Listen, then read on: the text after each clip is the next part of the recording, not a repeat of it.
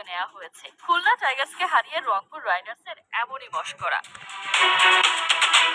অবশ্য মাঠে যে পারফরমেন্স দিচ্ছে উত্তরবঙ্গের দলটা, এসব তো ওদের সাথেই মানায়। টুর্নামেন্ট যত এগোচ্ছে ততই ভয়ঙ্কর হয়ে উঠছে রংপুর। শেষ ওভারে 26 লাগছে, সেটাও যেমন তুলে নিচ্ছে, তেমনি শেষ 12 বলে প্রতিপক্ষের 17 লাগছে, সেটাও ভালোভাবে ডিফেন্ড করে নিচ্ছে। সব মিলিয়ে এবারে টুর্নামেন্টে রংপুরের সাথে সাত।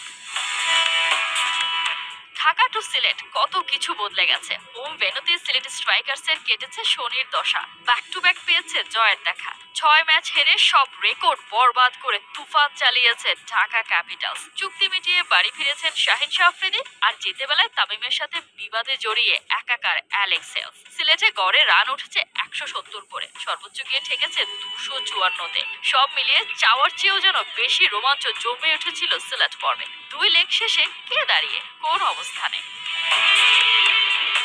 এবার টুর্নামেন্টের সবচেয়ে বেশি ম্যাচ খেলে ফেলেছে রংপুর। টানা শিডিউলে নিজেরা চিড়ে চ্যাপ্টা হওয়ার বদলে প্রতিপক্ষের উপরই চাপ বাড়িয়ে চলেছে সাবেক চ্যাম্পিয়নরা। 7 ম্যাচে শতভাগ জয়ে 14 পয়েন্ট নিয়ে লিডার বোর্ডে লিড করছে রংপুর রাইডার্স। এরপরেই আছে চিটাগং কিংস। 4 ম্যাচে 3 জয় দলটা। 5 ম্যাচে 3 জয়ে ডিফেন্ডিং চ্যাম্পিয়নদের অবস্থান 3 নম্বরে। খুলনা টাইগার্স 4 নম্বরে।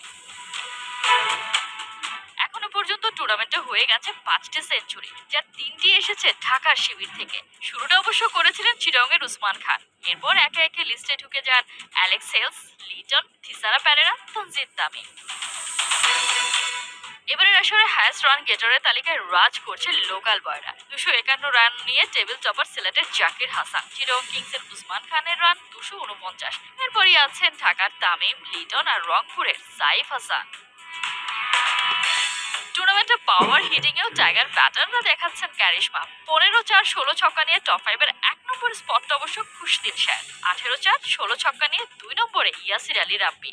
এরপরেই আছেন তনজিদ তামিম, কাইল মায়ার্স আর জাকির হাসান।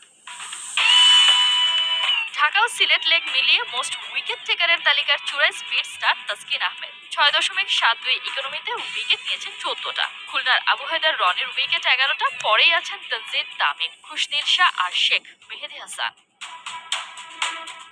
2 দিনের স্ট্র্যাটেজিক টাইম আউট শেষে বিপিএল ফিরবে চিটাগং পর্বে। ঢাকা আর সিলেটকে কি টপকে যেতে পারবে চট্টলা?